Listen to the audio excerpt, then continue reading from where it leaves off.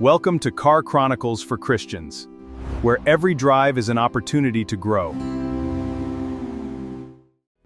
Gary Chapman changed the way we talk about love, but there's a gap in his research, and it lives in one language. This is Dr. EJ with Car Chronicles for Christians. Let's talk about it. As a doctor, in doctoral research, one of the things that you learn is you don't start by coming up with something new. You always start by studying what's already been done. You read the literature, you examine the findings, you stress test the conclusions, and then, if you're doing your job correctly, you find the place where the existing research didn't go far enough. That place is called the gap, and our job is to close it. Well, Gary Chapman did some real work. The 5 Love Languages has sold over 20 million copies.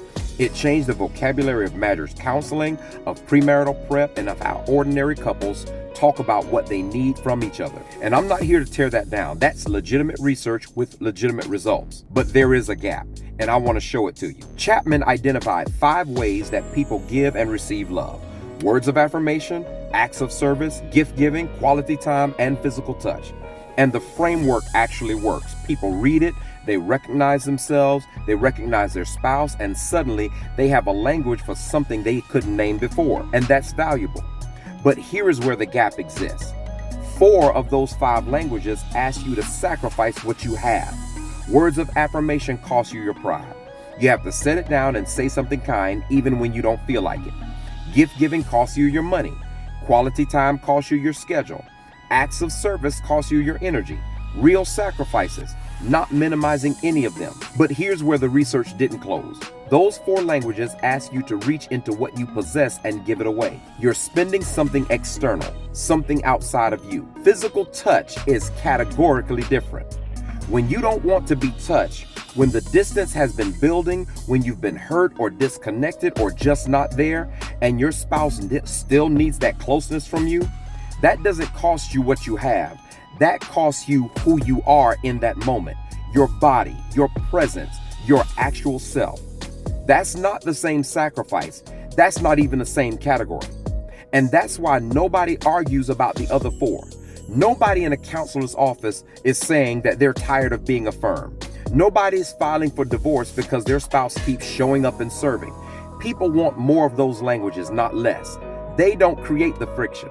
But physical touch, that's the one that starts the real conversation. That's the one people negotiate around. That's the one that reveals something the framework didn't name. Chapman told us what people need. He didn't close the gap on what it actually costs to give one of them. Paul closes it for us in Ephesians 5, though. He says, "Husbands, love your wives the way that Christ loved the church and gave himself for it." Not his resources, not his schedule, himself. That's the standard the research was always pointing towards, but it didn't land on it. Because dying to self is easy to affirm on Sunday. It sounds right, it sounds noble, but dying to self has a moment, a real specific moment where you don't feel like it and you do it anyway. Not because the conditions are perfect, not because you're in the mood, because the person in front of you needs to show up, and love made a decision before your feelings caught up. Physical touch just happens to be the place where that becomes the most personal test in marriage. So here's where the research lands. The other 4 languages will show you how much you love somebody.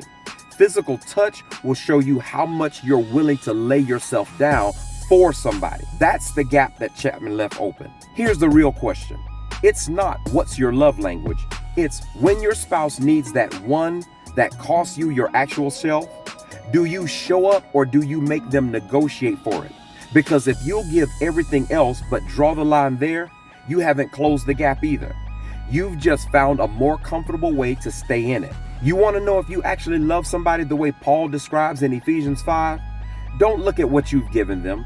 Look at what you've withheld and ask yourself why.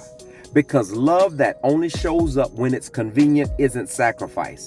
It's preference with a spiritual name on it.